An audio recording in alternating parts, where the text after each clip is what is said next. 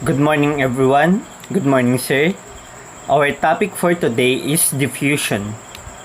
We are the reporter, Renan Carl Rodolfo, James Ervin Serva. Diffusion. Diffusion is when stuff spreads out. Like when you drop some food coloring in water and it spreads around evenly, it's because the tiny particles move around randomly and mix with each other. So, diffusion is just things moving and spreading until they're all over. Chapter objectives. First, name and describe the two atomic mechanism of diffusion. Second, distinguish between steady state and non-steady state diffusion. Third, write fixed first and second law in equation form and define all parameters. B. Note the kind of diffusion for which each of these equations is normally applied. Fourth, write the solution to fixed second law for diffusion into a semi-infinite solid when the concentration of diffusing species at the surface is held constant. Define all parameters in this equation. Last, calculate the diffusion coefficient for a material at a specified temperature given the appropriate diffusion constants.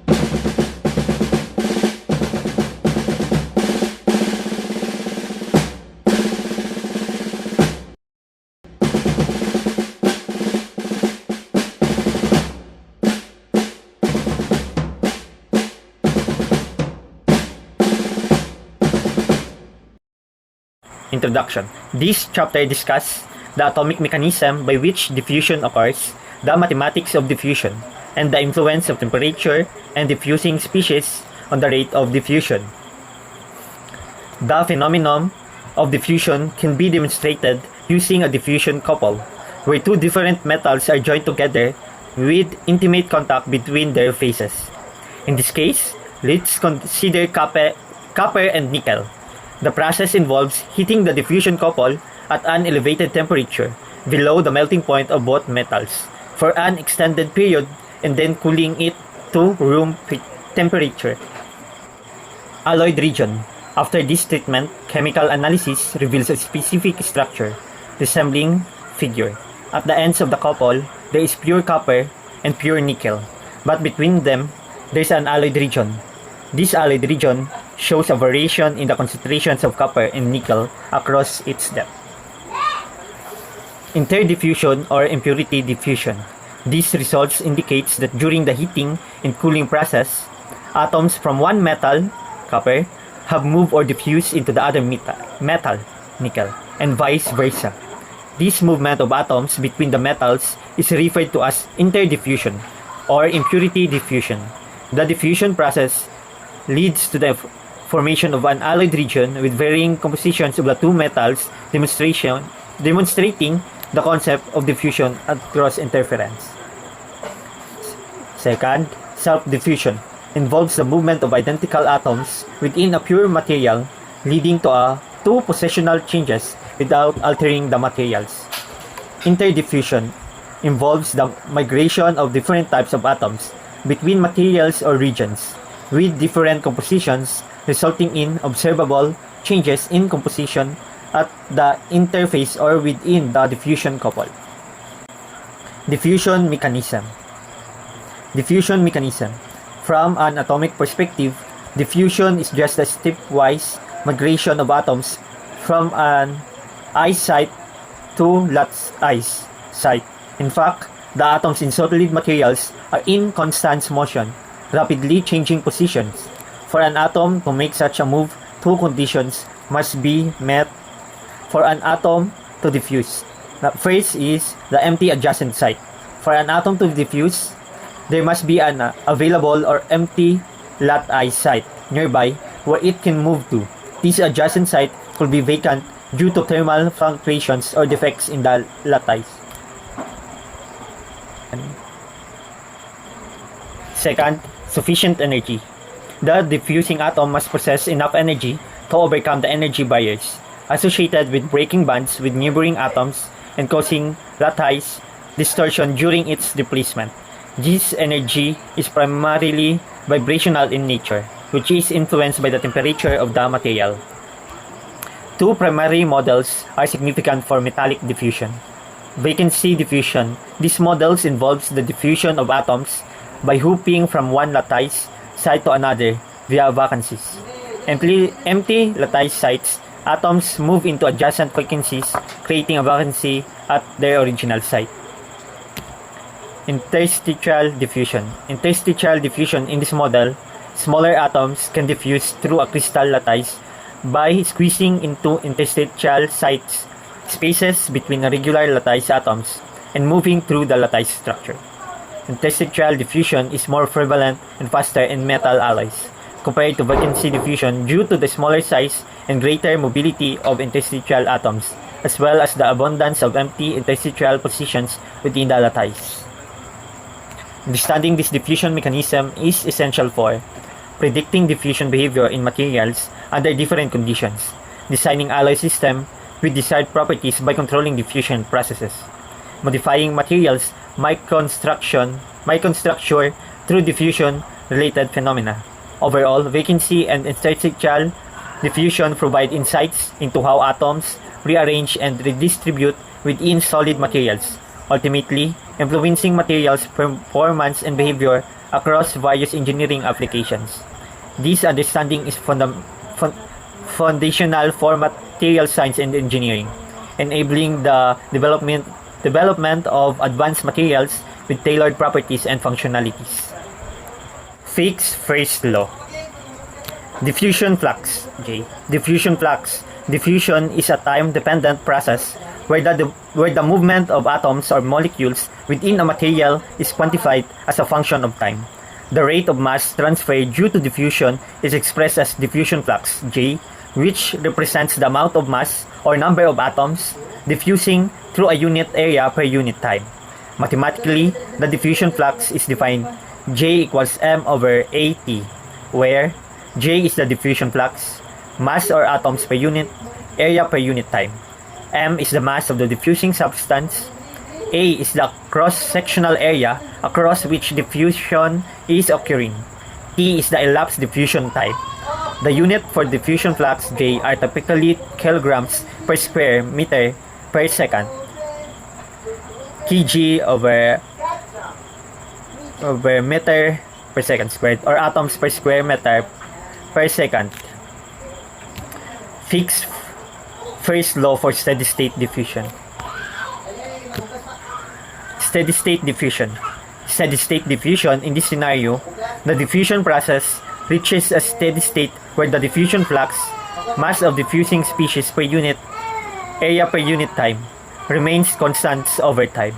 This steady state is achieved when the mass entering the plate from the high pressure side is balanced by the mass exciting from the low pressure side, resulting in no net accumulation of the diffusing species within the plate.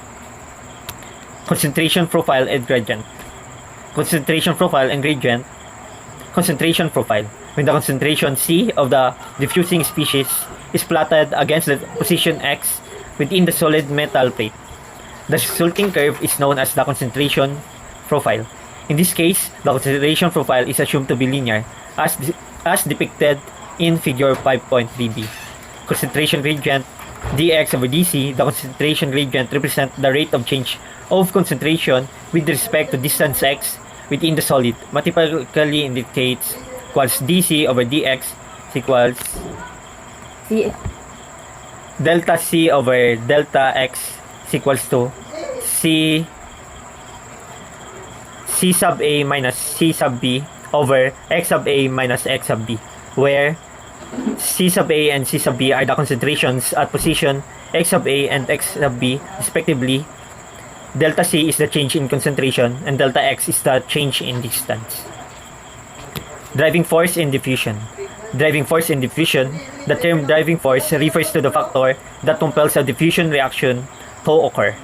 In the context of Fick's first law, which relates diffusion flux to the concentration gradient dx over dc, the concentration gradient itself serves as the driving force for diffusion, as the per concentration gradient indicates a stronger driving force for diffusion. Fick's second law.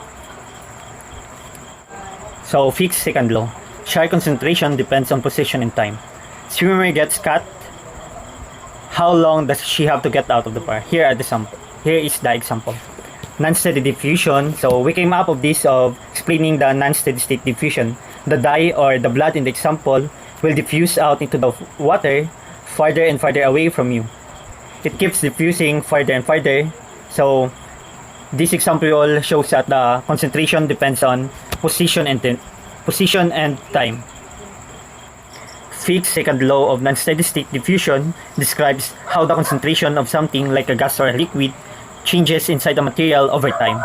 Unlike the steady state, where things don't change with time, non-steady state means the concentration are changing. Fick's second law says that these changes depend on time and space.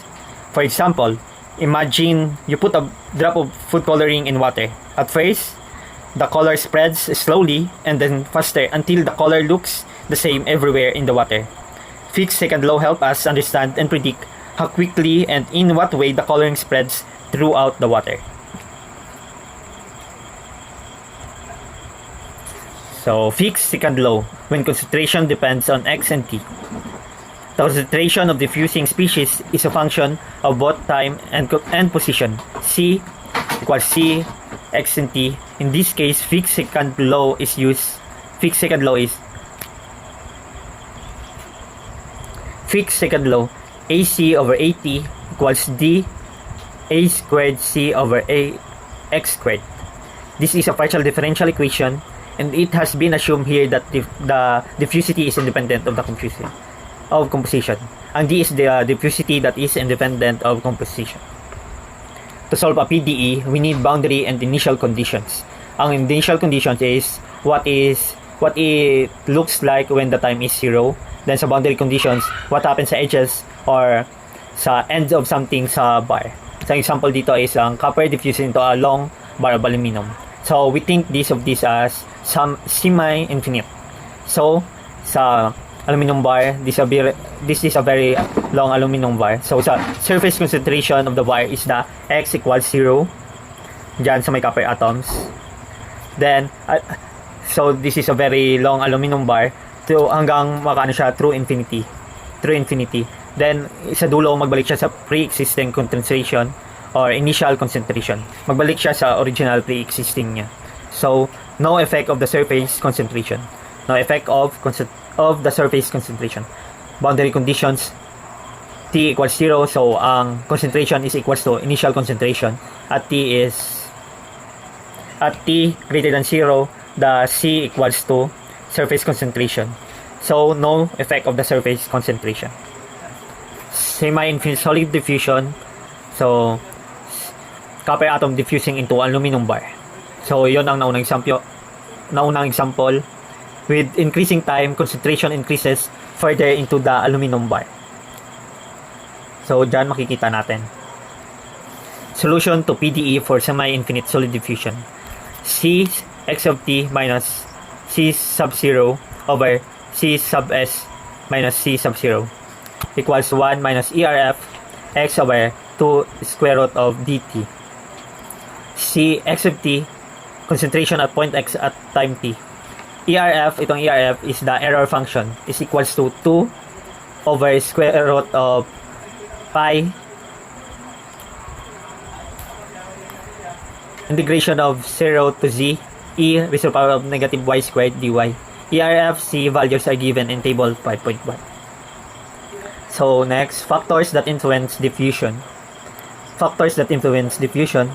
Diffusing species. If the diffusing species is able to occupy interstitial sites that it can easily diffuse to the parent matrix. On the other hand, if the size of the substitutional species is almost equal to that of parent atomic size, substitutional diffusion will be easier. The size of diffusing species will have great influence of diffusivity of the system. Temperature. Temperature has a most profound influence on the diffusivity and diffusion rate. It is known that there is a barrier to diffusion created by neighboring atoms. This need to move to let the diffusing atoms vibrations created by type of relationship between diffusivity and temperature assist diffusion. Sa diffusing species, the type of particle or molecule that is diffusing can greatly affect the rate of diffusion. Different species have different sizes, masses, and interactions with the medium they are diffusing through. For example, sa diffusing species is smaller and lighter molecules will diffuse more rapidly compared to larger and heavier ones. Additionally, the interaction between the diffusing species and the medium, such as charge interactions or solubility, can also influence the diffusion rate. Sa temperature naman is the temperature plays a crucial role in diffusion.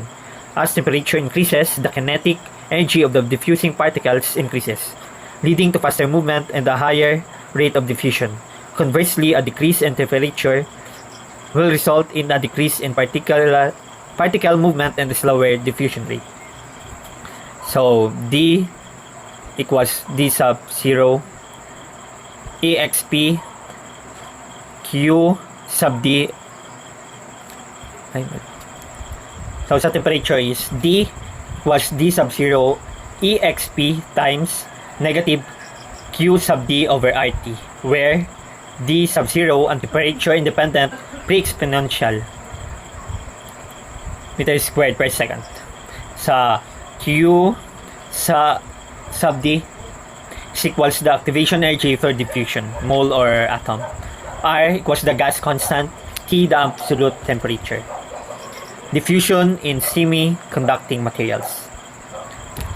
One technology that applies solid-state diffusion is the fabrication of semiconductor integrated circuit (ICs). Each integrated circuit chip is a thin square wafer having dimensions of the order of 6 mm by 6 mm by 0.4 mm. Furthermore, millions of interconnected electronics devices and circuits are embedded in one of the chip faces. Single crystal silicon is the base material for most ICs. In order for these IC devices to function satisfactorily, very precise concentrations of an impurity must be incorporated into minute spatial regions in a very intricate and detailed pattern on the silicon chip. One way this is accomplished is by atomic diffusion. Other diffusion paths. Atomic migration may also occur along these locations, grain boundaries, and external surfaces. These are sometimes called short-circuit diffusion. Paths in as much as rates are much faster than for bulk diffusion. However, in most situations, short-circuit contributions to the overall diffusion flux are insignificant because the cross-sectional areas of these paths are extremely small. Introductions. Solid-state diffusion is a means of mass transport within solid materials by stepwise atomic motion. The term interdiffusion refers to the migration of impurity atoms for host atoms. The terms of diffusion is used. Diffusion mechanism. Two mechanisms for diffusion are possible: vacancy and interstitial. Vacancy diffusion occurs via the exchange of an atom residing on a normal lattice site with an adjacent vacancy. Interstitial diffusion. An atom migrates from one interstitial position to an empty adjacent one. For a given host metal, interstitial atomic species generally diffuse more rapidly. Fick's first law. Diffusion flux is proportional to the negative of the concentration gradient according to Fick's first law. The diffusion condition for which the flux is independent of time is known as steady state. The driving force for steady state diffusion is concentration gradient dc over dx. Fick's second law. Non-steady state diffusion. For non-steady state diffusion, there is a net accumulation or depletion of diffusing species and the flux is independent on time.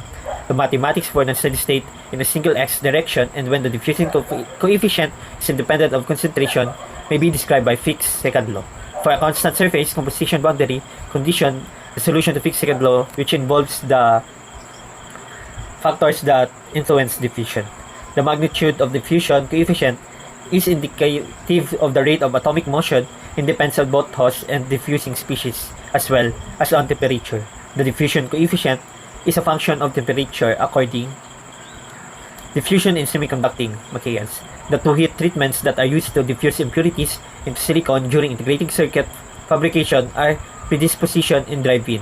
During predisposition, impurity atoms are diffused into the silicon, often from a gas phase, the partial pressure of which is maintained constant. For the drive-in step, impurity atoms are transported deeper into the silicon so as to provide a more suitable concentration distribution without increasingly the overall impurity content. Integrated circuit interconnects are normally made of aluminum instead of metals such as copper, silver, and gold that have high electrical conductivities on the basis of diffusion considerations. So, sa equation summary, equation number. So, J equals M over A sub T sa solving for diffusion flux siya. So, J equals negative D dC over dx sa fixed phase law. A C over AT is equals to D A squared C over A X squared fixed second law. So, C sub X minus C sub 0 O over C sub X minus C sub 0 equals 1 minus ERF X over 2 square root of dt. Solution to fixed second law for constant surface composition.